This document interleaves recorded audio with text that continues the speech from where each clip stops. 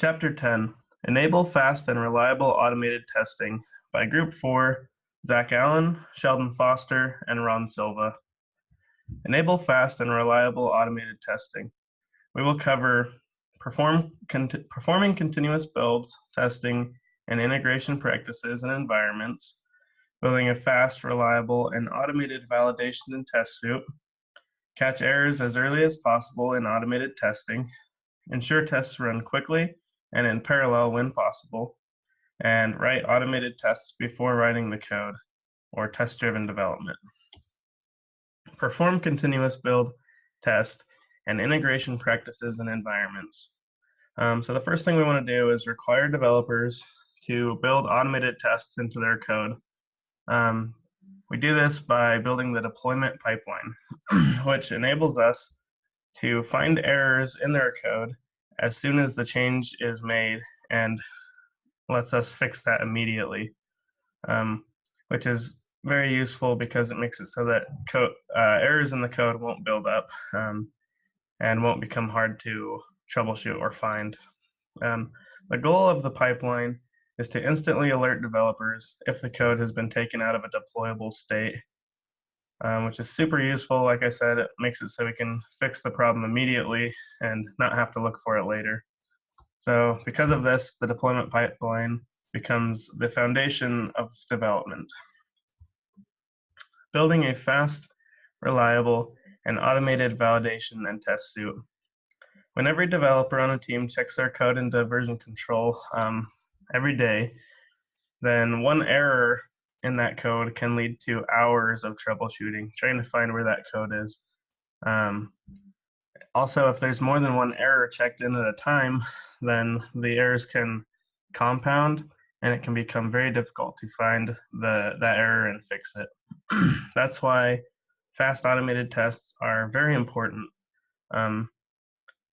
because then if an error is introduced into the code, it can be found immediately and fixed instead of running the risk of compounding and becoming very difficult to troubleshoot and find. This prevents the buildup of errors and the hours spent finding and fixing them. Catch errors as early as possible in automated testing. When automated the test, we want to detect all the errors as soon as possible. On this part of the pyramid, is where we detect as many errors as possible, and the first key point to detect the failures is the developer label. So we do the most of unit tests as possible in this part. Also, all the error that we catch is gonna help to on the other labels. We have to do many API tests where we have also the automate integration tests and automate component tests, which are the most stable and candidate to automate. We do a few ultimate graphic interface tests. Since these tests are variable, slow, and there is execution, and with many dependence with other components. At this point, we will have the most of the error detected and corrected. If you have to do a manual test, this will be the minimal as possible. This will be a good strategy. On the other hand, there are bad strategies where the order is lost. In this example, we see the invert pyramid, where we focus on the manual test, and almost nothing on the unit test, and the other ones also. The automate tests are minimal.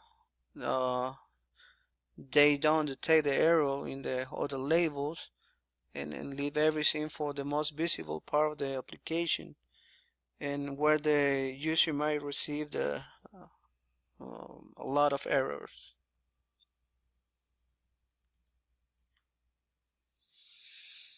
ensure tests run quickly and parallel when possible. In order for the test to run as fast as possible, we can do tests in parallel using different server, multiple application, and doing different type of testing at the same time. In the examples that appear here, we can see the automated tests. We can make performance tests in parallel with security testing. And we can choose to do a manual exploration test once they have passes all the automated tests. In the end of the process, the developers must use the core project, that one that which pass all the tests, and all the parts of the team have to use the same one. That way they know which one is the right one they need to use to finish the project. Writing automated tests as part of our daily work can be one of the most effective ways we can ensure that we have a fully functional suite of tests at our disposal. Test-driven development, or acceptance test-driven development, is the practice of writing tests before writing any code. There are 3 basic steps to test-driven development. First, we write a test that will fail. Next, we write just enough code to get the test to pass, and then we refactor and improve the code, making sure that the test continues to pass. We repeat this process for all the work we do. We include these tests with our code changes in our version control system. They will serve as up-to-date specifications for how the system should work. Automate as many of our manual tests as possible. Elizabeth Hendrickson on 2013, she said to have a human executing test that should be automated is a waste of human potential. The purpose of automated tests is to be able to detect as many errors as possible, gaining time and human potential. All the time a person spends doing the manual test can be used in other important tasks in the development of a project. Another important point is that the many time is trying to have a lot of automated tests or use a lot of people to do a manual test, but many of these testing are not efficient enough and result in being a big failure and big losses for the team, for the product, and finally for the customer. To avoid this, we can have only a small amount of automated testing that are efficient and reliable, and have a reliable test allow us to run programs that will not have a major issue when finished the project. Performance problems can be some of the most difficult ones to detect, and they're often only detected once our work has been put into production where it experiences the full load of the production environment. For example, unanticipated hits to the system, excessive database calls, queries on unindexed tables, and other unforeseen events or unplanned situations can all cause our application to suffer performance issues. The remedy to this is to integrate performance testing into our test suite. The goal is to validate performance across the entire application stack, which includes our code, databases, storage, network, virtualization, etc. We need to be able to see how our application and environments will behave under production-like loads well before they reach production. We can even run our tests in parallel to mimic situations that could actually occur under production-like conditions. These should be built early in the development cycle, as it's much easier and cheaper to fix the problems before they occur. We should log and analyze the results of these tests and use those results to make adjustments in our work. Along with testing the functionality of our applications, we should also be testing non-functional attributes and requirements of our application. Some of these requirements include availability, scalability, capacity, and security. We also need to ensure that our environments are configured correctly. To do this, we should have automated tests that test our supporting applications, databases, libraries, language interpreters, compilers, operating systems, and dependencies. We can use configuration management tools to monitor and test that these environments are always configured correctly. We should also use tools to analyze our code that's used to construct our environments.